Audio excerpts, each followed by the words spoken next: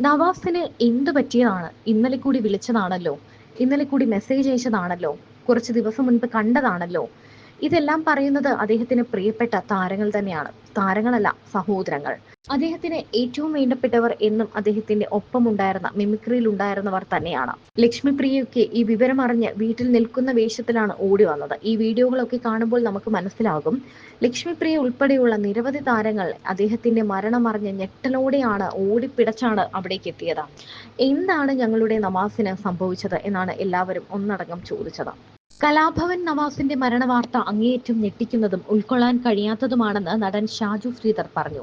മരിക്കുന്നതിന് മണിക്കൂറുകൾക്ക് മുൻപ് ഫോണിൽ സംസാരിച്ചിരുന്നു.